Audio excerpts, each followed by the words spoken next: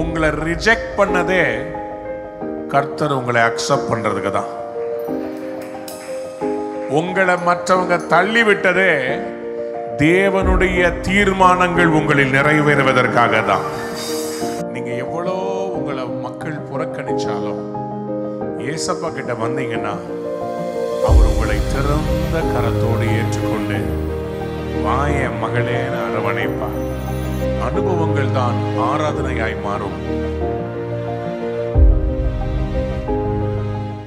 கர்த்தர் நல்லவர், அவர் கிருபை என்றும் உள்ளது. ஒரு ஆமென் சொல்லலாமே. தாவீதின் கூடாரத்திலே, மோசேயின் கூடாரத்திலே அவர் வாசல்களில் துதியோடு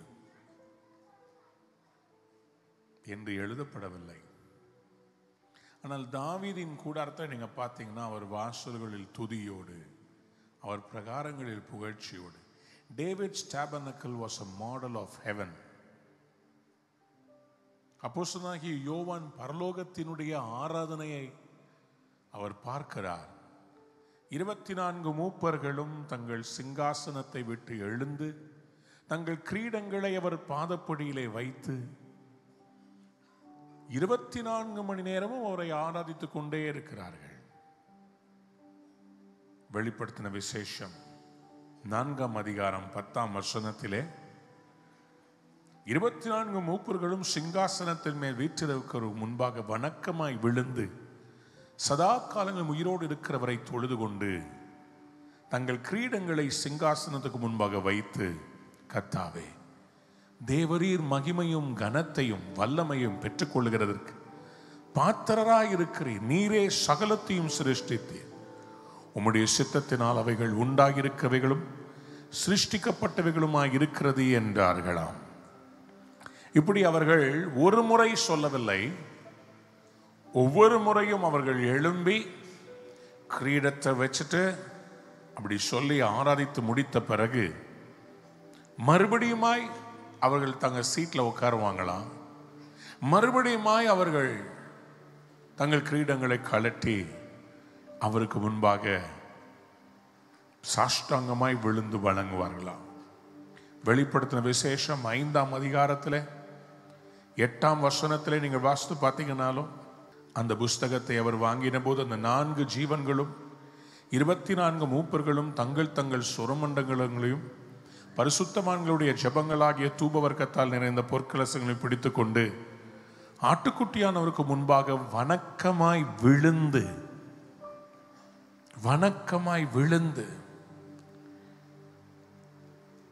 அவரை ஆராதித்துக் கொண்டே இருந்தார்கள். They were worshiping 24/7. முதல் முறையாக தாவீது தான் ஃபுல் டைம் ஒர்க்கரா இந்த லேவி ஆசாரியர் அவர்களை வர்ஷிப்புக்காக சம்பளம் கொடுத்து ஆலயத்திலேயே வைத்திருந்தார். அவர் ஆலயம் கட்டாவிட்டாலும் அவர் ஆலயத்திலே வாசல் காக்கிறதற்கு, கைத்தாளம் போட்டு துதிப்பதற்கு, அது மட்டுமல்ல 280 தீர்க்க தரிசனமாய் இசை வாசிக்கிற நிபுணர்களை 280 பேரை வச்சிருந்தார். 4000 பேரை வர்ஷிப் டீம்ல வச்சிருந்தார். 4000 பேர். கொஞ்சம் யோசித்து பாருங்க. நாம் இருக்கிற இந்த நாட்களில் அல்ல, இந்த சமகாலங்களில் அல்ல, அந்த நாட்களில் ஜனத்தொகை எவ்வளவு இருந்திருக்கும்? அந்த ஜனத்தொகையின் மத்தியிலே 4000 பேரை. 1 நாளாகமம் 23ஆம் அதிகாரத்திலே இந்த தாவீதின் கூடாரத்தை குறித்து நீங்கள் வாசிக்க முடியும். 4000 பேர் வாசல் காக்கிறவர்களாய் இருக்க வேண்டும் என்றும், துதி செய்கிறதற்கு தான் பண்ணுவித்த கீத வாத்தியங்களால் 4000 பேர் கர்த்தரை துதிக்கிறவர்களாய் இருக்க வேண்டும் என்று தாவீது சொல்லி அவர்களை லேவியின் குமாரராகி கெர்சோன், கோகாத், மெராரி என்பவருடைய வகுப்புகளின்படி வகுத்தான். இவங்களை வகுப்புகளாக வகுத்து ஆண்டவருக்கு ஆராதனை செய்ய தாவீது ஏற்படுத்தினான். ஆண்டவர் சொல்றாரு, கடைசி நாட்கள்ல நான் மாம்சமான யாவர் மேலும் ஆவியை ஊற்றுவேன். எதற்காக ஆவியை ஊற்ற போறாரு? ஆமோஸ் 9ஆம் அதிகாரம் 11ஆம் வசனத்தை நாம் வாசிக்கும் போது, ஏதோமில் மீதியானவர்களையும் என் நாமம் விளங்கிய சகல ஜாதிகளையும் வசமாக்கி கொள்ளும்படிக்கு. கவனிங்க, மோசேயுடைய கூடாரம் ஆபிரகாமின் சந்ததியாருக்கு மட்டும் திறந்திருந்தது. ஆனால் விழுந்து போன தாவீதின் கூடாரத்தை கர்த்தர் எடுத்து திரும்ப கட்டும்போது, ஏதோம் என்பது இஸ்ரவேலுக்குள் இருப்பதல்ல. ஏதோம் என்பது அது வெளியிலே இருக்கிற இடம்,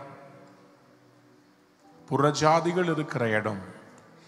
ஏதோமில் மீதியா இருக்கிறவர்கள் என் நாமம் விளங்கிய சகல ஜாதிகளை.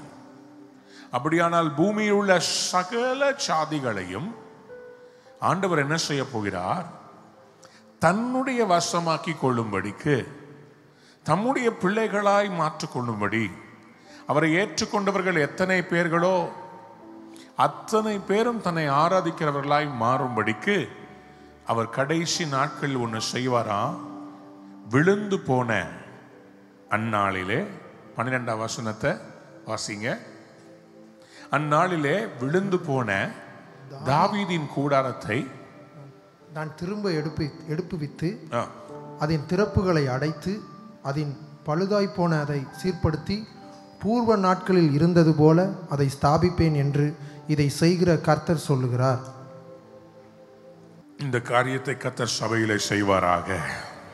யாராவது ஒரு பெரிய அல்லேலூயா சொல்லுங்க. அப்படியானா எனக்கு இந்த தாவீதுனுடைய வாழ்க்கையை நான் பார்க்கும்போது, இந்த தாவீதுடைய சங்கீதங்களில் அவர் கிறிஸ்துவை குறித்து எழுதி வைத்த தீர்க்க தரிசனம் பாடல்களாய் பிறந்தது. ஏசாயா தீர்க்கதரிசி ஆண்டவராகிய மேசியாவை அவர் தூரத்தில் ப்ராஃபஸியா உரைத்தார், பாடல உரைத்தார். ஆனால் தாவீது தீர்க்க தரிசனமாய் பாடினார், தீர்க்க தரிசனமாய் பாடினார். சங்கீதங்களில் 118ஆம் சங்கீதம் 22ஆம் வசனத்தை இன்றைக்கு செய்திக்கு ஆதாரமாக நான் எடுத்துக்கொள்ள விரும்புகிறேன். தெரிந்த வசனமாய் இருக்கும், ஆனால் இன்றைக்கு கர்த்தர் புதிய வெளிச்சத்தை தருவாராக. 118ஆம் சங்கீதம் 22வது வசனம் இப்படியாக சொல்கிறது, வீடு கட்டுகிறவர்கள் ஆகாததென்று தள்ளின கல்லே மூலைக்கு தலைக்கல் ஆயிற்று, அது கர்த்தராலே ஆயிற்று, அது நம்முடைய கண்களுக்கு ஆச்சரியமாயிருக்கிறது. வீடு கட்டுகிறவர்கள் ஆகாதது என்று தள்ளின கல். இந்த அனுபவம் எங்க இருந்து வந்திருக்கும் நினைக்கிறீங்க? தாவீது இந்த சங்கீதத்திலே 5ஆம் வசனத்தில் சொல்றாரு, நெருக்கத்திலிருந்து கர்த்தரை நோக்கி கூப்பிட்டேன், கர்த்தர் என்னை கேட்டருளி விசாலத்திலே வைத்தார். கர்த்தர் என் பட்சத்தில் இருக்கிறார், நான் பயப்படேன். மனுஷன் எனக்கு என்ன செய்வான்? பல நேரங்களிலே ரிஜெக்ஷன்ல தான் ஒரு ரிசெப்ஷன் வரும். ரிஜெக்ஷன்ல ஒரு புதிய காரியத்தை கர்த்தர் உங்களுக்குள் தோன்ற பண்ணுவார். யாராவது ஒரு ஆமேன் சொல்றீங்களா? சத்தமா ஒரு ஆமேன். இவரை தள்ளுறாங்க. தாவீது தன்னுடைய பெற்றோரால் தன் தகப்பனால் புறக்கணிக்கப்பட்டவனாய் இருந்தான். மற்ற பிள்ளைகள் எல்லாரும் வீட்டில் இருக்கிறார்கள். கடைக்குட்டியான தாவீதை மட்டும் வனாந்திரத்தில் விட்டுட்டாங்க. தாவீது தன் அனுபவத்தை தான் இங்கே பாடலாய் இழைக்குகிறார். ஆனால் அவருக்கு தெரியவில்லை, அவர் எழுதுகிற அந்த எழுத்தானது, அவர் பாடுகிற அந்த பாடலானது காலத்தால் அழிக்க முடியாத மேசியாவுடைய தீர்க்க தரிசனமாய் இருக்கிறத அவர் அன்று உணரவில்லை. அவர் பாடும்போது சரித்திரத்தை அவர் பாடுகிறார், தீர்க்க தரிசனத்தை பாடுகிறார். அனுபவங்கள் தான் ஆராதனையாய் மாறும். எழுதிக் கொள்ளுங்க, அனுபவங்கள் தான் ஆராதனையாய் மாறும். தாவீது தன்னுடைய பர்சனல் எக்ஸ்பீரியன்ஸை தான் ஆராதனை வரிகளாய் வளர்க்கிறார். சாமுவேல் வந்து உன்னுடைய குமாரரை அழைத்து கொண்டு வா, நான் அவர்களில் ஒருவனை இந்த தேசத்தின் மேல் ராஜாவாக அபிஷேகம் பண்ண வேண்டும். 1 சாமுவேல் 16ஆம் அதிகாரத்திலே 11ஆம் வசனத்திலே அவருடைய தகப்பனாகிய ஈசாயை பார்த்து சாமுவேல் கேட்கிறார், உன் பிள்ளைகள் இவ்வளவுதானா? முந்தின வசனத்தை பார்ப்பீர்கள் என்று சொன்னால் 7 குமாரரை அவர் கிராஸ் பண்ண வைத்திருக்கிறார். 7 குமாரர்களில் இந்த தாவீது இல்லை, இவர் 8வது. சில பேர் பரிபூர்ண நன்மைகளால் நிரம்பி இருப்பார்கள். ஆண்டவரே, எனக்கு பரிபூர்ண நன்மை கிடைக்கவில்லையே. 7 என்றால் ஒரு பூரணம்.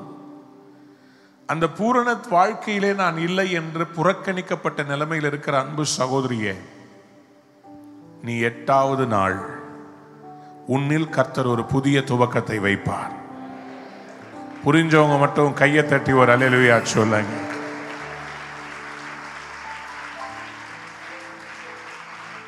எட்டு என்பது புதிய துவக்கத்தினுடைய அடையாளத்தின் எண். தாவீது அவங்க அப்பா பேரட்ல இன்னைக்கு he was rejected by his own family. இன்னைக்கு சில தள்ளப்பட்ட கல்லை குறித்து உங்களோடு நான் பேச விரும்புகிறேன். ஆகவேதான் அவர் தன்னுடைய அனுபவத்தை எழுதுகிறார். அவர் தகப்பன் அவன் ராஜாவாக தகுதி உள்ளவன் என்று அவன் தகப்பன் நினைக்கவில்லை. அவன் சகோதரனாகி எலியா யுத்த களத்துக்கு ஸ்விக்கி டெலிவரி பாயாக சாப்பாடு எடுத்துக்கொண்டு போயிருக்கிறார். தாவீது அண்ணன்மாருக்கெல்லாம் நல்ல பயிரை கொண்டு போய் கொடுத்துட்டு வான்னு அப்பா அனுப்பிச்சிருக்கிறார். ஃபுட்டு டெலிவரி பாய் அங்க நின்று கோலியாத் பேசுறத கேட்ட உடனே இவருக்குள்ள இருக்கிற அபிஷேகம் அனல் மூட்டப்படுகிறது. இவர் சொல்லுகிறார், இந்த கோலியாத்தை நான் வீழ்த்துவேன். அவங்க அண்ணனுக்கு கோபம் வந்துருச்சு. அப்பா கொடுத்த கொஞ்சம் ஆடுகளை விட்டு, இங்க உனக்கு என்னடா வேலை, போடா வீட்டுக்குன்னு சொல்லி அவனை பத்தி விடுகிறார். தாவீது கேட்கிறார், கர்த்தர் என்னை இங்கே கொண்டு வந்ததற்கு ஒரு முகாந்திரம் இல்லையா? யாராவது ஒரு அல்லேலூயா சொல்றீங்களா? நான் இப்போ இப்படி சொல்லட்டுமா, உங்களை ரிஜெக்ட் பண்ணதே கர்த்தர் உங்களை அக்செப்ட் பண்றதுக்கு தான். உங்களை மற்றவங்க தள்ளி விட்டதே தேவனுடைய தீர்மானங்கள் உங்களில் நிறைவேறுவதற்காக தான். புரிந்தவங்க அல்லேலூயா சொல்லுங்களேன். வீடு கட்டுகிறவர்கள் ஆகாதது என்று தள்ளின கல். மத்தேயு சுவிசேஷம் 21ஆம் அதிகாரம் 42ஆம் வசனத்திலே ஆண்டவராகிய இயேசு கிறிஸ்து தம்முடைய சீஷர்களுக்கு நினைவூட்டி சொல்லுகிறார், நீங்கள் எழுதியிருக்கிறதை வாசிக்கவில்லையா? வேதத்தில் ஒரு காலம் வாசிக்கவில்லையா? வீடு கட்டுகிறவள் ஆகாதது என்று தள்ளின கல்லே மூலைக்கு தலைக்கல்லாயிற்று, அது கர்த்தரால் ஆயிற்று, அது நம்முடைய கண்களுக்கு ஆச்சரியமாய் இருக்கிறது. யாராவது ஒரு அல்லேலூயா சொல்றீங்களா? நான் நம்புகிறேன், விசுவாசிக்கிறேன், இது கர்த்தர் உண்டு பண்ணின நாள். இதிலே கர்த்தர் உங்களை மகிழ்ச்சியாக்க போகிறார். நான் திரும்பவும் சொல்றேன், உங்க சீசன் ஆஃப் ரிஜெக்ஷனை கர்த்தர் முடிக்க செய்து ஒரு சீசன் ஆஃப் அக்செப்டன்ஸ்குள்ள கர்த்தர் கொண்டு வர போகிறார். ஏசாயா தீர்க்க தரிசன புஸ்தகம் 61ஆம் அதிகாரத்தில் ஐசாயா 61ல அபிஷேகத்துல கர்த்தராகிய தேவனுடைய ஆவியானவர் என் மேல் இருக்கிறார்னு சொல்லும் போது, ஆவியானவர் இறங்கும் போது என்ன நடக்கும்னு சொன்னா, வேதம் சொல்லுகிறது, கர்த்தருடைய அனுக்கிரக நாளை அறிவிக்க. ஆங்கிலத்தில் நீங்கள் பார்த்தீர்கள் என்றால் the year of acceptance.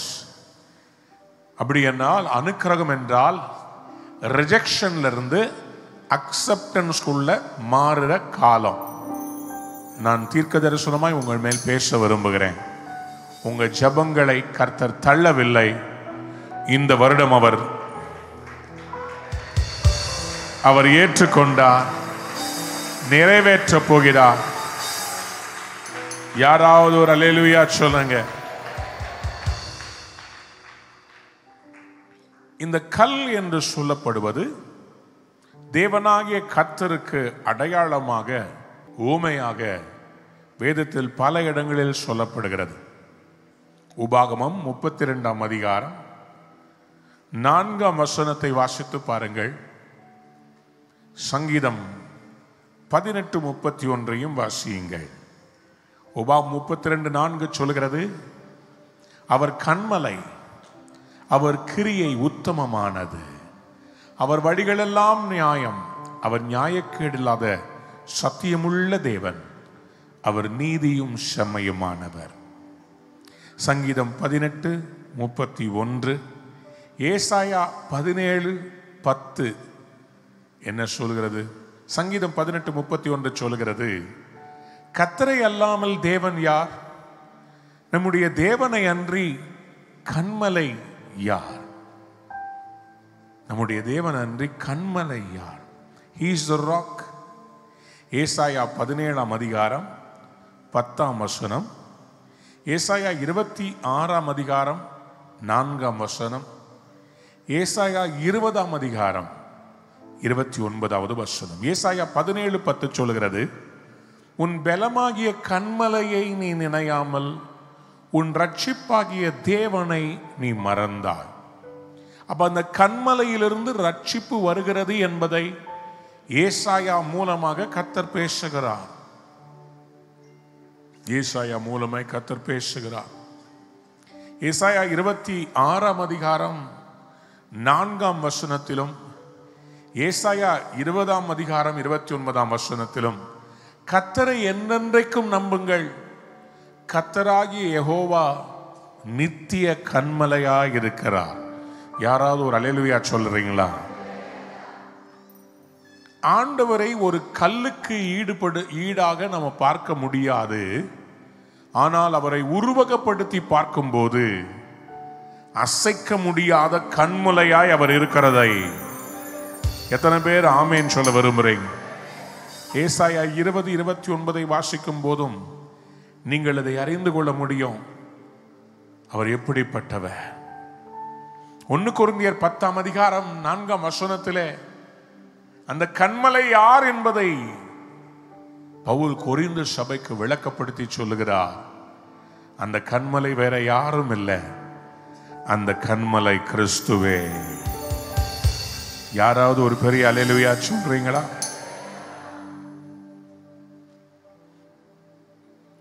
அப்போஸ்தலர் 4ஆம் அதிகாரத்தில் 11ஆம் வசனத்தில், அப்போஸ்தலர் 4:11 இதை ஞாபகப்படுத்தி சொல்லுகிறார்கள். அப்போஸ்தலர்கள் அங்கே இருக்கவர்களுக்கு சுவிசேஷத்தை பறைசாற்றின போது தாவீது பாடின அந்த சொற்றொடர்களை அவர்கள் இங்கே நினைவுபடுத்தி சொல்லுகிறார்கள். வீடு கட்டுகிறவர்களாகிய உங்களால் அற்பமாய் எண்ணப்பட்ட அவரே மூலைக்கு தலைக்கல்லானா. யாராவது ஆமேன் சொல்ல விரும்புறீங்களா? 1 பேதுரு 2ஆம் அதிகாரம் 4ஆம் வசனத்திலிருந்து 8ஆம் வசனத்தை வாசித்து பார்க்கும்போது, நீங்கள் எப்படிப்பட்ட கண்ணில் வந்திருக்க கண்மலை கிட்ட வந்திருக்கிறீங்க தெரியுமா? மனிதர்களால் தள்ளப்பட்டதும் தேவனால் தெரிந்து கொள்ளப்பட்டதும். யாராவது ஒரு அல்லேலூயா சொல்றீங்களா? மனுஷங்க உங்களை ரிஜெக்ட் பண்ணாலும் பிரச்சனை இல்லைங்க, கர்த்தர் உங்களை தெரிந்து கொண்டார். யாராவது ஒரு ஆமேன் சொல்லுங்க. பக்கத்து உங்களை திரும்பி பார்த்து சொல்லுங்க, தள்ளப்பட்ட கல்லாகிய உங்களை கர்த்தர் மூலைக்கு தலைக்கல்லா மாற்ற போறாரு. நான் ஒரு ரிஜெக்டட் ஸ்டோன். சின்ன வயசுல இருந்து நிறைய ரிஜெக்ஷனை பார்த்துருக்கிறேன். என் கல்லூரி படிக்கும் போது நல்ல நல்ல கேரக்டர் வரும். அந்த கேரக்டருக்கு என்ன தேர்ந்தெடுக்க மாட்டாங்க. ஏன்னா என் தோல் கொஞ்சம் கருப்பா இருக்குது. வெள்ளையா இருக்கிற பசங்களையா எடுத்து மெயின் கேரக்டர் கொடுத்துருவாங்க. எனக்கு வில்லன் ரோல் கொடுப்பாங்க. ஏரோது ராஜா ரோல் கிடைக்கும், இல்லை பார்வோனுடைய ரோல் கொடுப்பாங்க. நம்ம சைஸை பார்த்து முடிவு பண்ணிட்டாங்களான்னு தெரியல. தாவீதா எனக்கு கிடைச்சதே இல்லை. எப்போதுமே கோலியாத்தா தான் கிடைக்கும். அப்போ இந்த ரிஜெக்ஷன் எல்லாம் என்ன தளர செய்யவில்லை, மாறாக எனக்குள்ள இன்னும் வைராக்கியத்தை கூட்டி கொடுத்தது. என் கல்லூரி படிக்கும்போது எங்க யூனிவர்சிட்டியில, நான் பாரதிதாசன் யூனிவர்சிட்டி திருச்சியில கம்ப்யூட்டர்ஸ் படித்தேன். அப்போ எங்கள் கல்லூரியை ரெப்ரசன்ட் பண்ணி, எங்கள் யூனிவர்சிட்டி ரெப்ரசன்ட் பண்ணி பல இடத்துக்கு போய் காம்படிஷனில் ஜெயிச்சுட்டு வருவேன். எங்கள் யூனிவர்சிட்டியில் ஒரு பாடல் சிடி போடலான்னு அவங்க ஆயத்தம் பண்ணும்போது, கேசட் போடலான்னு பண்ணும்போது, அதில் எங்கள் யூனிவர்சிட்டியில் யார் யாரெல்லாம் ஜெயிச்சாங்களோ அவங்க எல்லாம் அதில் ஒரு பாட்டு பாடணும். இப்போ எனக்கு ஸ்டுடியோ கொண்டு போனாங்க. அந்த ஸ்டுடியோவில் நான் பெண் சிசு கொலையை பற்றி பாடும். வயிற்றுக்குள்ள கரு கலைக்கப்பட போகிற ஒரு குழந்தை தாயை பார்த்து பாடுகிற பாடல். என்னை அழிக்காதம்மா, எனக்கு வாழ ஒரு வாய்ப்பு கொடு, கதறுகிற பாடல். நான் ஸ்டுடியோவில் நின்று ஹெட்ஃபோன்லாம் மாட்டிட்டு அவங்க ப்ளே பண்ண ஆரம்பிக்கிறாங்க. நான் என்ன ஆச்சுன்னே தெரியல, என் கண்கள்ல இருந்து தாரை தாரையாய் கண்ணீர் வருகிறது. நான் பாட ஆரம்பிக்கிறேன், என் குரல் ததும்புகிறது, கண்ணீர் வருகிறது. அந்த ஸ்டுடியோ இன்ஜினியர் என்கிட்ட கேட்கிறார், என்னங்க ஏன் அழுகிறீங்க? எனக்கு தெரியல, அன்னைக்கு ரட்சிக்கப்படாத போதே என் மேல அபிஷேகத்தை கர்த்தர் ஊற்றி இருக்கிறார். சிறு வயதிலேயே நான் சபையில அபிஷேகம் பண்ணப்பட்டேன். 12 அல்லது 13 வயது இருக்கும் போது என் தலை மேல டி அருள்ராஜ் என்ற தீர்க்கதரிசி கை வச்சு சொன்னாரு, உலகமெல்லாம் இந்த பையன் ஆண்டவருக்காக ஊழியம் செய்ய போவான், இவனுடைய நாவால் கர்த்தர் புகழப்படுவார். ஆகவே அந்த ஸ்டுடியோவில் நிற்கும் போது ஒரு 3 தடவை ட்ரை பண்ணிட்டு மைக்கை ஆஃப் பண்ணிட்டு பேசுறாங்கன்னு நினைச்சிட்டு மைக்கை ஆன் பண்ணிட்டே பேசுறாங்க. சும்மா எடுத்து விடுங்க, அவன் போன பிறகு அழிச்சிட்டு வேற யாராவது பாட வச்சிடலாம். இன்னைக்கு உலகம் முழுவதும் என்னுடைய பாடல்கள் போகிறது.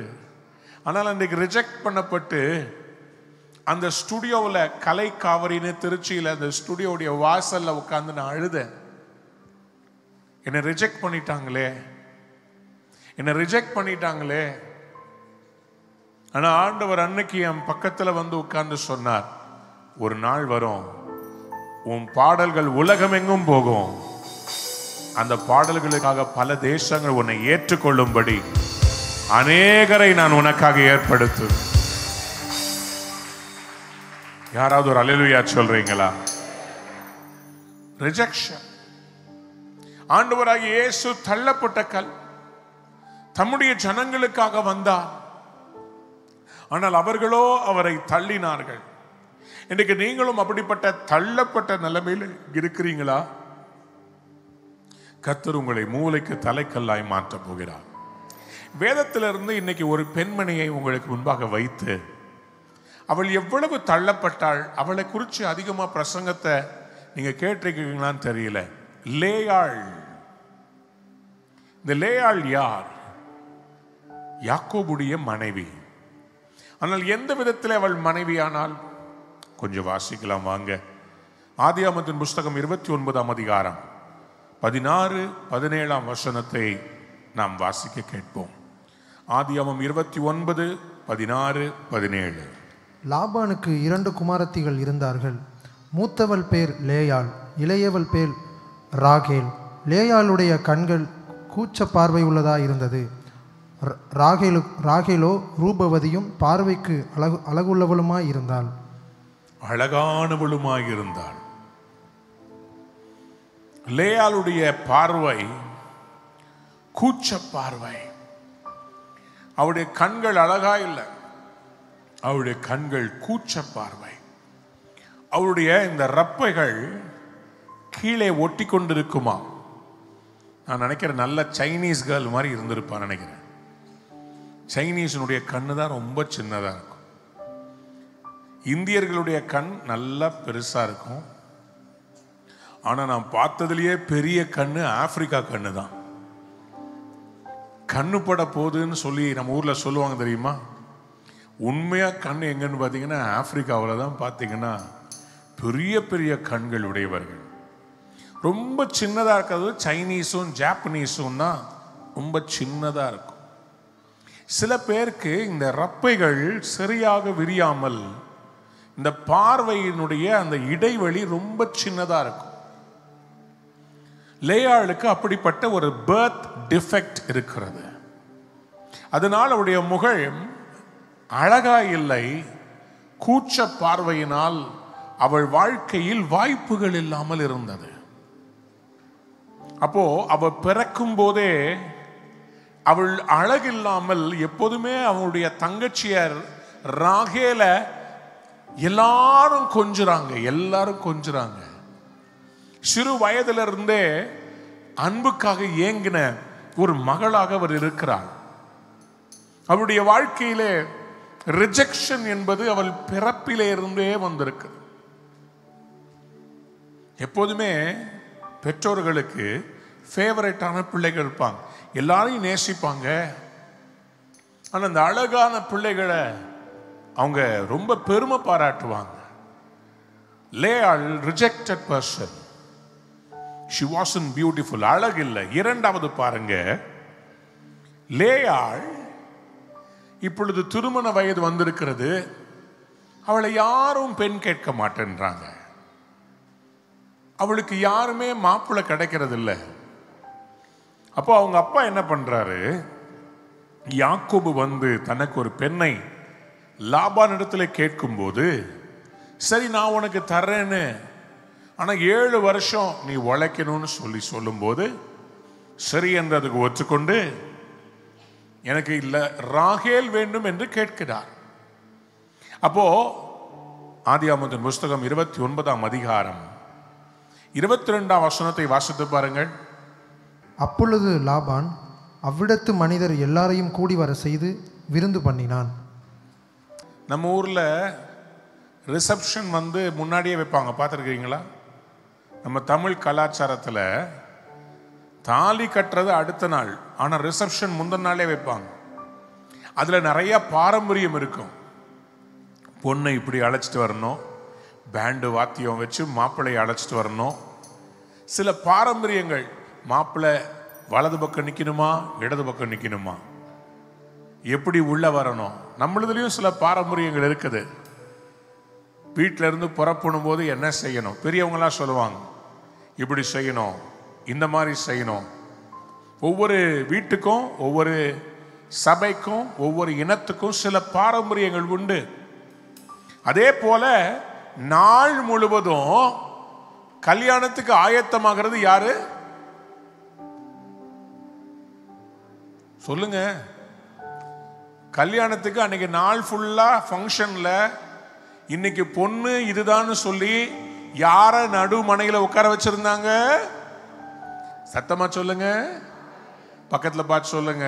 கல்யாண பொண்ணு அலங்கரிச்சு சீவி சிங்காரிச்சு மேக்கப்லாம் போட்டு நாள் ஃபுல்லா ராகேல மணப்பெண்ணா எல்லாரும் கொண்டாடுறாங்க.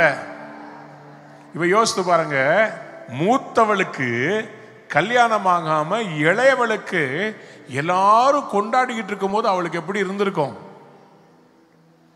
புறக்கணிக்கப்பட்டாளுங்க. அவள் இருக்கும் போதே அவளுடைய தங்கைக்கு எல்லாம் ஆயத்தமாகிறது. எல்லாரும் பார்த்து ராகேல பார்த்து, ஏ ராகேல் உனக்கு நீ கல்யாணமாக்கும், ஏ யாக்கோபு பாத்தியா, எல்லாரும் வந்து சொல்லுவாங்க, ஏ ராகேலு அப்படின்னு எல்லாரும் ராகேல பார்த்து சிரிச்சுட்டு போறாங்க. லேயாள் அப்படி கூச்சப்பார் வீட்டுக்குள்ள இருந்து எனக்கு இந்த மாதிரி என்னைக்கு நடக்குமோன்னு உட்கார்ந்துட்டு இருக்கிறா. ஆனா நாள் முழுவதும் ராகேல அவங்களுடைய முறைப்படி ஆயத்தப்படுத்தி குளிச்சு மேக்கப் போட்டு ட்ரெஸ்ஸை தச்சு எல்லாம் ரெடி பண்ணி வைக்கிறாங்க. அன்னைக்கு இரவு அவங்க அப்பா ஒரு ட்விஸ்ட் கொடுக்கிறார். அவங்க அப்பா வந்து லேயா கிட்ட சொல்றா, லேயா நான் சொல்றதுக்கு நீ கீழ்ப்படுகிற, என்னப்பா செய்யணும்? இன்னைக்கு நைட்டு யாக்கோபுடைய கூடாரத்துக்குள்ள நீ போற. சும்மா போங்கப்பா, நான் எதுக்கு போகணும்? நாள் ஃபுல்லா இன்னைக்கு மணப்பெண் கோலத்துல என் தங்கச்சியில இருந்தா. லேயா எனக்கு வேற வழி தெரியல, எனக்கு வேற வழி தெரியல. உன்னைய நான் கரை ஏத்தணும்னா இந்த யாக்கோபு இவன் நம்முடைய இனத்தான், கடவுளா பார்த்து கொண்டு வந்திருக்கிறார். எனக்கு படுது கடவுள் உன்னை இந்த மனுஷன் மூலமா ஆசீர்வதிப்பார். அப்பா என் மேல அவருக்கு பாசம் இல்லப்பா, அவர் என் தங்கச்சியை தான் அவர் நேசிக்கிறாரு, விரும்புறாரு. இல்லம்மா, கர்த்தருடைய தீர்மானத்தை நான் சொல்லி நீ கீழ்ப்படியணும். அப்பா வேண்டாம், இல்ல நீ அப்பாவுடைய பாச்சை கேட்க போறியா இல்லையா? லேயாளுக்கு பேசுறதுக்கு உரிமை இல்லைங்க. அவள் தள்ளப்பட்ட கல். அவளுக்கு தன்னுடைய நிலைமையை எடுத்து பேசுறதுக்கு வாதாடுறது கூட உரிமை இல்லை. சரிப்பா நான் சொல்றத கேளு. கேட்டாள், உள்ள போய் உட்கார்ந்தா. அவளுக்கு எப்படி இருக்கும்? நாள் ஃபுல்லா சடங்கு முறைமைப்படி ராகேலை அல்லவா ஆயத்தம் பண்ணினார்கள். இவள் ஆயத்தமாக்கப்படாமல் அவள் மஞ்சத்தில் மட்டும் போய் உட்கார்கிறாள். அவ மனசுல என்ன மாதிரி என்ன இருக்கும்? நான் என்ன வேசியா? நான் இன்னொருத்தருடைய படுக்கைக்கு ஆசைப்படுறவளா? அவ மனதிலுக்குள்ள 1000 எண்ணங்கள் ஓடி இருக்கும். ஆனால் அவளுக்கு ஒன்றே ஒன்று தெரியும், நான் என் தகப்பனுக்கு கீழ்ப்படிவேன். கர்த்தர் ஒரு ராயல் லெகசியை எங்க குடும்பத்துக்கு தந்திருக்கிறார். நான் எங்க அப்பாவுக்கு கீழ்ப்படிவேன். என் அன்பு தேவ பிள்ளையே, கர்த்தருக்கு கீழ்ப்படிந்து திருமணம் செய்து இத்தனை ஆண்டுகள் வாழ்ந்து கொண்டிருக்கிற உங்களை இந்த ஆண்டு கர்த்தர் கனப்படுத்த போகிறார். நான் இருந்த சத்தமா ஆமென் சொல்லிருப்பேன். யாராவது ஒரு பெரிய அல்லேலூயா சொல்றீங்களா? ஹல்லேலூயா, ஹல்லேலூயா. எப்படி இருக்கும் லேயாளுடைய மனதை யாராவது கொஞ்சம் யோசித்து பார்த்தீங்களா? அதை விட ரொம்ப கொடுமையான காரியம், அடுத்த நாள் காலையில கண் விழிச்சு பார்த்த உடனே தான் யாக்கோபுக்கு தெரிகிறது, நேத்து நம்மோடு இருந்தது ராகேல் அல்ல, லேயாள். பார்த்த உடனே சீ, நீயா? உன் கூடவா இருந்த? யாக்கோபு சொல்றாரு, எனக்கு நீ வேண்டான்றாரு. லாபான்ட்ட போய் சண்டை பிடிச்சுக்கிட்டு இருக்கிறாரு. ராகேல தரன்னு சொல்லி லேயாள தந்துட்டீங்களே. ஆனா அவங்க அப்பா விடுறாரு இல்ல. அவங்க அப்பா சொன்னாரு, ராகேல் வேணும்னா இன்னொரு 7 வருஷம் நீ உழைக்கணும். தந்தது தான். எனக்கு இந்த ஸ்டோரியில ஒன்னே ஒண்ணு புரியுதுங்க.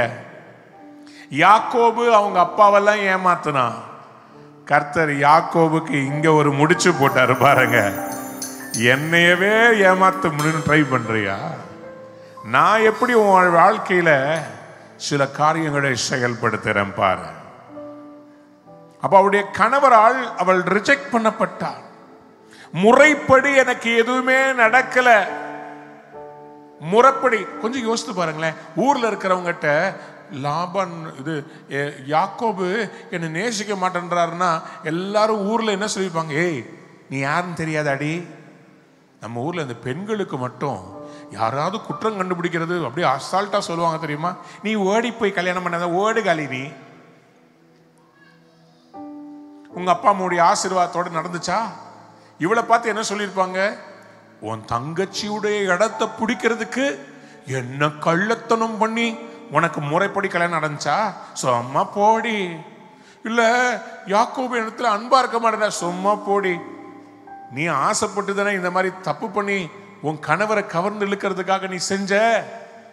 லேயாள சமுதாயம் ரிஜெக்ட் பண்ணுகிறது. கணவருடைய அன்பு கிடைக்கல. கணவர் அவளை பார்த்தாலே எரிச்சல் அடைகிறார். She was a rejected one. ஆனால் கர்த்தர் லேயாளை ஏற்றுக்கொண்டார். கேட்கல, சத்தம் கேட்கல. சத்தமா ஒரு அல்லேலூயா சொல்றீங்களா? இந்த யாக்கோபுக்கு எந்த அளவு லேயாள் மேல பாசம்னா, ஏசாவை சந்திக்க போகிறார்கள். இவர் ஃபர்ஸ்ட் என்ன பண்றாரு, தன்னுடைய மறுமனையாட்டிகளாகிய ராகேல் லேயாளுடைய வேலைக்காரிகளை முன்னாடி வச்சு, ஏசா வந்து அடிச்சா ஃபர்ஸ்ட் அவங்கள வெட்டி போடட்டும், அவங்க பிள்ளைகளை. அடுத்தது யாரை வைக்கிறார் தெரியுமா? லேயாள. செத்தா லேயாள் போயிட்டோம், ராகேல பின்னாடி வச்சுக்கிட்டார். என்னால் லவ் பார்த்தீங்களா? இதுக்கு தான் 2 பொண்டாட்டி இருக்கக்கூடாதுன்றது. ஒன்னே ஒன்று இருந்தா ஒழுங்கா இருந்திருப்பார்ல. இப்போ பாருங்க, சாய்ஸ் அவருக்கு. அது போயிட்டா பரவாயில்ல, இது இருக்கும்னு சொல்லி லேயாள் முன்னாடி அனுப்புறாருங்க. லேயாளுடைய வாழ்க்கை யாக்கோபுக்கு ஒரு பொருட்டாகவே படல. அவர் செத்தா சாகட்டும். இன்னைக்கு அன்புக்காக ஏங்குகிற தேவ பிள்ளையே, இன்னைக்கு பல கிறிஸ்தவ குடும்பங்கள்ல ஒரு 40 வயது வரும்போது அன்பு தணிந்து போய்விடுகிறது. குடும்பங்கள்ல சமாதானம் இல்லை. மேலை நாடுகள்ல டைவர்ஸ் பண்ணிட்டு வேற ஒருத்தனோட வாழ்றாங்க. நம்ம ஊர்ல நம்முடைய தமிழ் கலாச்சாரம் நம்ம விட்டு கொடுக்க மாட்டோம். ஆனா ஒரே வீட்டில் இருப்போம், 2 எதிரும் புதிருமா இருப்போம். குடும்பத்தில் ஒரு சந்தோஷம் இல்லை, சமாதானம் இல்லை, உண்மையான அன்பு இல்லை. எலியும் பூனையும் எப்ப பார்த்தாலும் எரிஞ்சு எரிஞ்சு விழுகிறது, கெட்ட வார்த்தைகளை பேசுறது. சபையில் இருக்கவங்க தான் பேசுறேன். உங்க சபை உங்களுடைய குடும்பத்துல அன்பு இருக்குதா? உங்களுடைய சொந்த மனைவியிடத்தில் நீங்கள் அன்பு கூறாமல் போனால் காணாத தெய்வத்திடத்தில் எப்படி அன்பு கூற முடியும்? புருஷர்களே, உங்கள் மனைவிகளில் அன்பு கூறுங்கள். மனைவிகளே, கிறிஸ்துவுக்குள் நீங்கள் கீழ்ப்படுகிறது போல உங்கள் புருஷர்களுக்கு எல்லா விதத்திலும் கீழ்ப்படியுங்கள். எபேசியர் 5ஆம் அதிகாரத்தில் 22 வாசிக்க முடிகிறது. எல்லாம் நமக்கு தெரியும். ஆனா இன்னைக்கு அதிகமான பிரச்சனை. முந்தியெல்லாம் காதலியை கடத்தி கொண்டு போய்விட்டான், இப்படிதான் செய்திகள் வந்துகிட்டு இருந்துச்சு. இப்பெல்லாம் பெண்ணு திருமணமான பிறகு தன் கணவனை கள்ளக்காதலை வைத்து கொலை செய்வது அதிகமாகிவிட்டது. உத்தரப்பிரதேச நடந்ததை நீங்க கேட்டீங்க. நாள்தோறும் இன்றைக்கு கள்ளக்காதல்கள், திருமண உடைவுகள், ரிஜெக்ஷன்.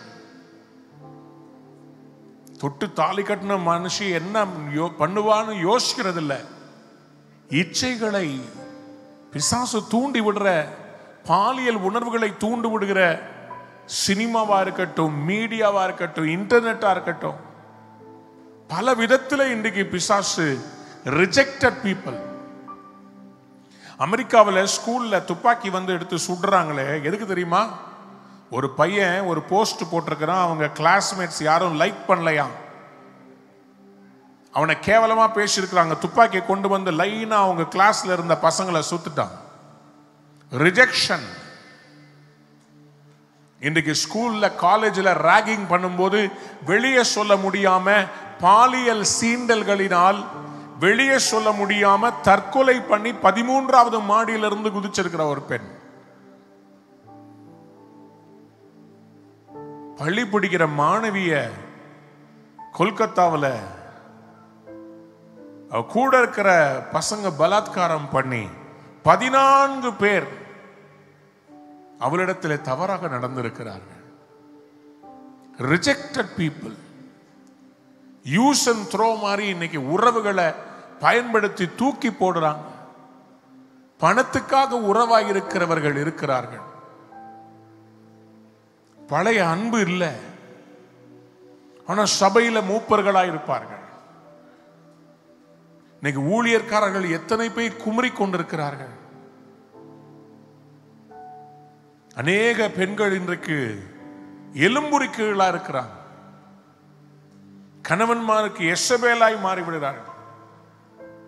கணவனுடைய பெயரையும் புகழையும் பார்த்துட்டு நான் அந்த மாதிரி புகழா இல்லையே, அதனால பாஸ்டரை பார்த்தாலே ஒரு எரிச்சல். எந்த பெண்ணு வந்து பாஸ்டர்கிட்ட பேசினாலும் எரிவது. There are so many rejected pastors. அதே மாதிரி மனைவியை ஒரு பொருட்டா எண்ணாம தன் காலில் போட்டிருக்கிறது மாதிரி ஏறி மிதிக்கிற அநேகம் பேர் இருக்கிறான்.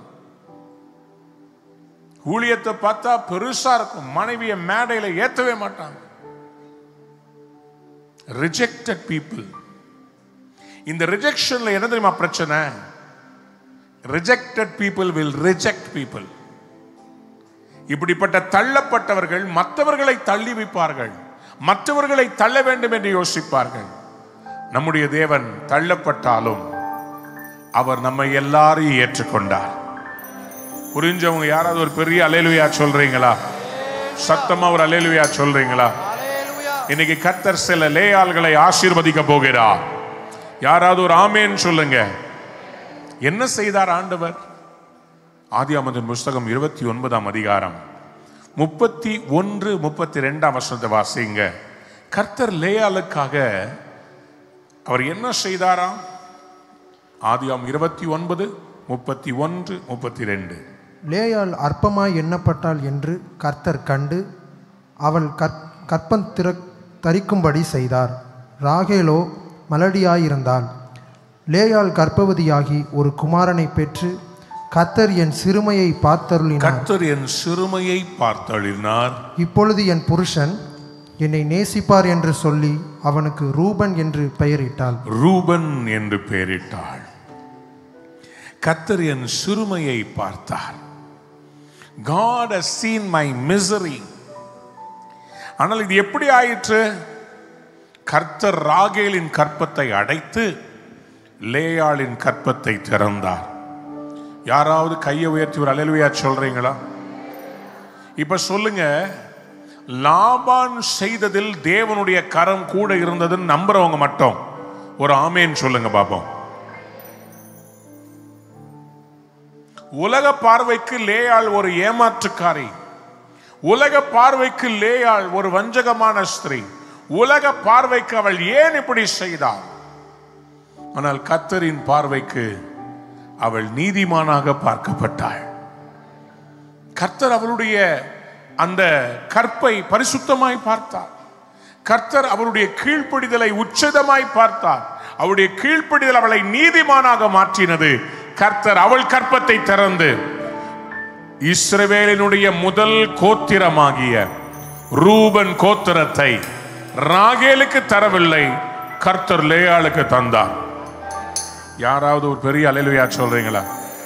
தேவன் தலையாகிய தலைமைத்துவத்தினுடைய அபிஷேகத்தை உங்கள் வீட்டிலிருந்து, உங்கள் மடியிலிருந்து, உங்கள் கற்பத்திலிருந்து, உங்கள் குடும்பத்திலிருந்து, உங்கள் சபையிலிருந்து கர்த்தர் புறப்பட பண்ண போகிறார். லேயாளை கர்த்தர் அக்செப்ட் பண்ணி இரண்டாவது ஒரு பிள்ளையை கொடுக்கிறார். ஆதியாகமம் 29:33 வாசிக்கும் போது, மறுபடியும் அவள் கர்ப்பவதியாகி ஒரு குமாரனை பெற்று நான் அற்பமாய் எண்ணப்பட்டதை கர்த்தர் கேட்டருளி இவனையும் எனக்கு தந்தார் என்று சொல்லி அவனுக்கு சிமியோன் என்று பெயரிட்டாள். சிமியோன் என்றால் என்ன தெரியுமா அர்த்தம்? கர்த்தர் என்னை கேட்டருளினார் என்ற அர்த்தம். நான் தீர்க்க தரிசனமா சொல்றேன், கர்த்தர் உங்க விண்ணப்பத்தை கேட்டருளினார். இந்த ஆண்டு உங்களுக்கு பதில் வரப்போகிறது. அந்த கடன்ல இருந்து நீங்க வெளியே வர போறீங்க. உங்களை ரிஜெக்ட் பண்ண அதே பேங்க்ல உங்களை கூப்பிட்டு எங்க பேங்க்ல அக்கௌண்ட் வைங்கன்னு சொல்ல போறாங்க. உங்களை ரிஜெக்ட் பண்ண அதே குடும்பம் சொல்லுவாங்க, கர்த்தர் மெய்யாகவே உம்மோடு இருக்கிறார் என்பதை நாங்கள் கண்டோம். நீங்க வந்து எங்க ஃபேமிலி ஃபங்க்ஷன்ல நீங்க தான் ஜெபிக்கணும்னு உங்களை கூப்பிட போறாங்க. விசுவாசிக்கிறவங்க யாராவது ஒரு ஆமேன்னு சொல்றீங்களா? அதை விட என்ன தெரியுமா ரொம்ப அருமையானது? மூன்றாவது ஒரு குழந்தை பிறக்குது. ஆதியாகமம் 29:34 ஆண்டவர் எப்படி ஆசீர்வதிக்கிறார் பாருங்களேன். பின்னும் அவள் கர்ப்பவதியாகி ஒரு குமாரனை பெற்று என் புருஷனுக்கு 3 குமாரனை பெற்றபடி அவர் இப்பொழுது என்னோடு சேர்ந்திருப்பார் என்று அவனுக்கு லேவி என்று பெயரிட்டார். அல்ல கவனிங்க, இதுவரைக்கும் லேயாளுடைய வார்த்தையை யாரும் கனம் பண்ணல. அவள் அப்பாவும் இவள் சொல்றத கேட்கல, யாக்கோபு கேட்கல, ராகேல் மதிக்கல, சமுதாயம் அவளை ஏற்றுக்கொள்ளவில்லை. ஆனால் கர்த்தர் ஏற்றுக்கொண்டார். முறைப்படி எனக்கு எதுவுமே நடக்கலன்னு சொல்லி வாழ்க்கையவே வருத்தத்தின் அப்பத்தை சாப்பிட்டு கொண்டிருந்த லேயாள் லேவியை பெற்றாள். இந்த லேவி யார் தெரியுமா? கைதட்ட ரெடியா இருக்கிறீங்களா? நான் ஒன்று சொல்ல போறேன். கர்த்தர் அதே மாதிரி உங்க குடும்பத்தை மாத்த போறார். முறைப்படி நடக்காத, எதுவுமே வாழ்க்கையில் முறைப்படி நடக்காத இந்த லேயாளுக்கு பிறந்த லேவி யாருன்னா அதுதான் ஆசாரியர்களின் கோத்திரம்.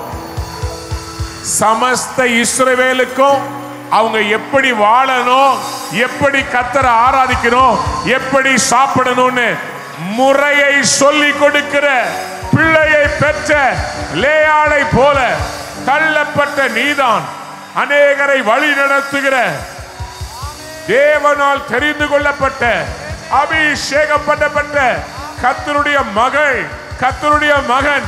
அவர் உன்னை தெரிந்து கொண்டார்.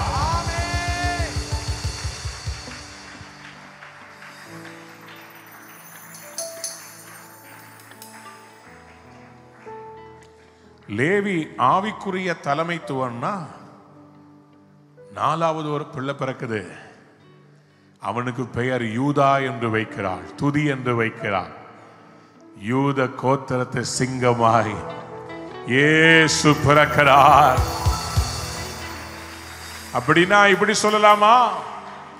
ஆவிக்குரிய தலைமைத்துவத்திற்கு ஒரு லேவிய கோத்திரத்தை கொடுத்தாலும் பூமிக்குரிய ஆவிக்குரிய ரெண்டத்துக்குமான தலைமைத்துவத்தை யூதா கோத்திரத்தின் மூலமா, யூதா கோத்திரத்தின் மூலமா கர்த்தர் இஸ்ரவேலுக்கு அவர்களை வழி நடத்த ஒரு தாவீதை யூதா கோத்திரத்தில் கொண்டு வந்தவர். இயேசுவை கொண்டு வந்தவர். உங்கள் சந்ததிகள் மூலமாய் தள்ளப்பட்ட உங்களை மூளைக்கு தலைக்கல்ல கர்த்தர் மாற்ற போகிறார். நான் ஒரு காரியத்தை சொல்லி முடிக்க விரும்புகிறேன். அன்பான தேவனுடைய பிள்ளைகளே, மார்க் எழுதின சுவிசேஷம் 5ஆம் அதிகாரம் 25 34 வசனத்தை வாசிக்கும் போது மார்க் 5:25 வாசிக்கலாம். அப்பொழுது 12 வருஷமாய் பெரும்பாடு உள்ள ஒரு ஸ்திரீ அநேக வைத்தியர்களால் மிகவும் வருத்தப்பட்டு தனக்கு உண்டானவைகளை எல்லாம் செலவழித்தும் சற்றும் குணமடையாமல் அதிக வருத்தப்படுகிற பொழுது இயேசுவை குறித்து கேள்விப்பட்டு, நான் அவருடைய வஸ்திரத்தை ஆகிலும் தொட்டால் சொஸ்தமாவேன் என்று சொல்லி ஜனக்கூட்டத்துக்குள்ளே அவருக்கு பின்னாக வந்து அவருடைய வஸ்திரத்தை தொட்டாள். உடனே அவளுடைய உதிரத்தின் ஊற்றல் நின்று போயிற்று. அந்த வேதனை நீங்கி ஆரோக்கியம் அடைந்ததை அவள் தன் சரீரத்தில் உணர்ந்தாள். கவனிங்க, பெரும்பாடுள்ள ஸ்திரீ 12 வருடங்கள் அவள் பல மருத்துவர்களை காண்கிறாள். அந்த மருத்துவர்களால் அவளுக்கு விடுதலை கிடைக்கவில்லை. பெரும் ஆஸ்தியை செலவு செய்கிறாள். ஆனால் அவளுடைய நிலைமை மோசமாகிக் கொண்டே இருக்கிறது. சரித்திர வல்லுநர்கள் சொல்கிறார்கள், அவருடைய கர்ப்பத்தில் ஏதாவது ஒரு கட்டி இருந்திருக்க வேண்டும், பாலிசிஸ்டிக் ஓவராய்டு இருந்திருக்க வேண்டும். ஏனென்றால் உதிரப்போக்கு இருந்து கொண்டே இருக்கிறது. கேன்சரா கூட இருந்திருக்கலாம். அவருடைய நிலைமை மிக மோசமான நிலைமை. இஸ்ரவேலிலே ஒரு பெண்ணுக்கு இந்த மாத விடாய் இருக்கிறது என்றால் ஓரமாய் தள்ளி வைத்து விடுவார்கள். அவள் சபைக்குள் வர முடியாது. அவள் தனித்திருக்க வேண்டும். எந்த ஃபங்க்ஷன்லையும் கலந்து கொள்ள முடியாது. எங்கே போனாலும் அவள் மேல் ஒரு வாடை இருக்கும். அந்த வாடை நிமித்தமாய் ஜனங்கள் அவரை புறக்கணிக்கிறார்கள். She was a rejected stone. ஆனா இந்த rejected stone கார்னர் ஸ்டோனை மீட் பண்ணுது. ஒரு அல்லேலூயா சொல்றீங்களா? சத்தமா அல்லேலூயா சொல்லுங்க. நான் உங்களுக்கு ஒரு ரகசியம் சொல்றேன். நீங்க எவ்வளோ உங்களை மக்கள் புறக்கணிச்சாலும் ஏசப்பா கிட்ட வந்தீங்கன்னா அவர் உங்களை திறந்த கரத்தோடு ஏற்றுக்கொண்டு வாய மகளேன்னு அரவணைப்பா, மார்போடு அணைப்பாரே, மனக்கவலை தீர்ப்பாரே. மார்போடு மார்போடு அணைப்பாரே, மனக்கவலை தீர்ப்பாரே. ஒரு தேற்றுவது போ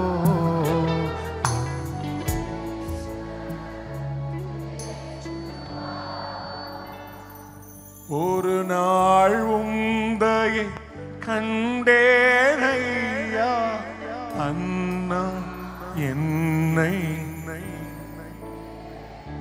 எத்தனை பேர் சொல்றீங்க? ஒரு நாள் உந்தையை அந்நாளிலே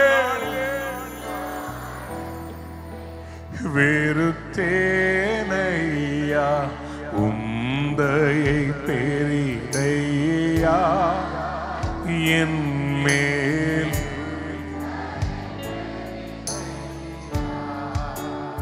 இயேசு ரபாய் ரபி அவருடைய வஸ்திர தொங்கலை அவள் தொட்டாளாம்.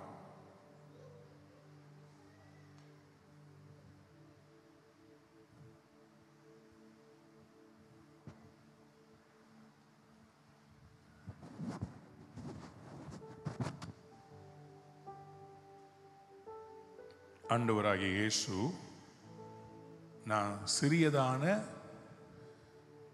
ஒரு தலித், இந்த தலித் என்பது சிறு கூடாரம் என்று அடையாளப்படும். ஆண்டவராகிய இயேசு இந்த வஸ்திரத்தை அவர் அணிந்திருந்தார். இந்த வஸ்திர தொங்கல் எதை குறிக்கிறது? இஸ்ரவேல் ஜனங்கள் ஜெபிக்கும் போது உலகத்திலிருந்து அவர்கள் மறைந்து கர்த்தரோடு அவர்கள் இணைந்து ஜெபிப்பதற்காக ஆசரிப்பு கூடாரத்திற்குள் வருவதற்கு அடையாளமாய் இந்த சிறு கூடாரம் என்று சொல்லப்படுகிற இந்த பிரேயர் ஷாலை எடுத்து தங்கள் தலையின் மேல் போட்டு, நான் வச்சிருக்கிறது சின்னதா இருக்கு, அவங்களுடைய ஃபுல்லா முகத்தை மூடும். அவங்க ஜெபம் பண்ணும்போது உலகம் அவர்களுக்கு மறைக்கப்பட்டிருக்கும், கர்த்தரை மட்டும் அவர்கள் பார்ப்பார்கள். இந்த ஜெபத்தை செய்வதற்காக இந்த தலித்தை அவர்கள் வெறும் ஜெபத்திற்கு மட்டுமல்ல, இந்த தலித்தினுடைய கீழே இருக்கிற இந்த முடிச்சுகளை பாருங்கள். இந்த முடிச்சுகளுக்கெல்லாம் சும்மா அவர்கள் குஞ்சம் கட்ட மாட்டார்கள்.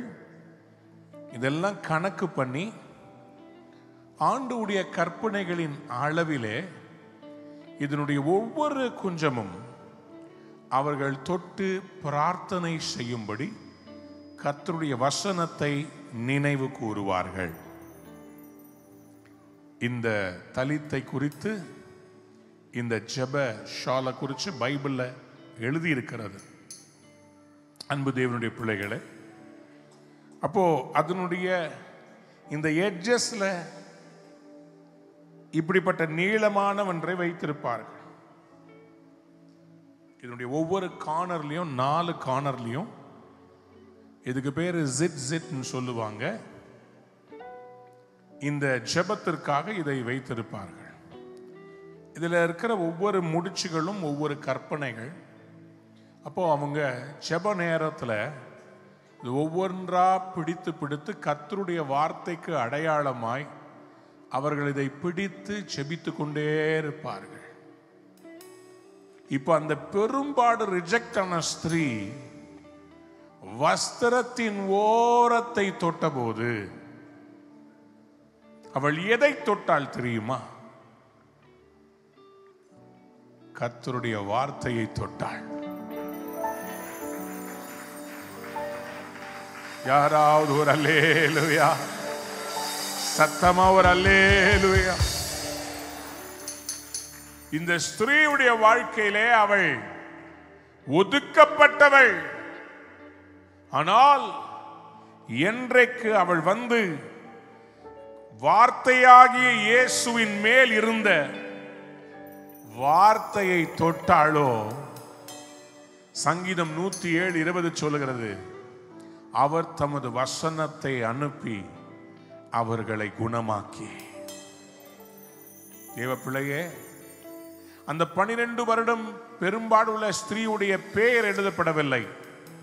ஆனால் 2000 ஆண்டுகளாக அவரை பற்றி ஏராளமான பிரசங்கங்கள் வந்துவிட்டது. தள்ளப்பட்ட கல்ல மூளைக்கு தலைக்கல்லா கர்த்தர் மாற்றிட்டார். இன்னைக்கு உங்களையும் சரித்திரம் படைக்க வைக்க போறார். யாரெல்லாம் இன்னைக்கு சுகத்தை பெற்றுக்கொள்ள விரும்புறீங்க, யாரெல்லாம் இன்னைக்கு உங்க குடும்பத்தை கர்த்தர் அப்படி தலைக்கெல்லாம் மாற்றணும் விரும்புறீங்க, எழும்பி நில்லுங்க, எழும்பி நில்லுங்க. ஒரு ரகசியம் சொல்லட்டுமா? ஆண்டவர் ஆசரிப்பு கூடாரத்தை மோசையை பண்ணுவிக்க செய்த போது, ஆசரிப்பு கூடாரத்துக்கு முன்னாடி 3 இடங்கள்ல நிக்க வச்சது யாரு தெரியுமா? லேயாளுடைய பிள்ளைகளின் கோத்திரங்களை தான் முன்னாடி நிக்க வச்சார். யாராவது கையை உயர்த்தி ஒரு பெரிய அல்லேலூயா சொல்லக்கூடாதா? சத்தமா அல்லேலூயா சொல்றீங்களா? நேர் எதிரில் யூதா நிக்கணுமா? இந்த ஆசரிப்பு கூடாரத்துக்கு முன்பாக அந்தந்த கோத்திரங்கள் எப்படி நிக்கணும்னு சொல்லும் போது, ரிஜெக்டட் லேயாளுடைய பிள்ளைகளின் கோத்திரத்தை தான் கர்த்தர் முன்னாடி நிக்க வச்சார். நீங்கள் தள்ளப்பட்டவர்களாக இருக்கலாம், ஆனா கர்த்தர் இந்த சீசன்ல உங்களை சபையில தலைக்கெல்லாம் மாற்ற போறார்.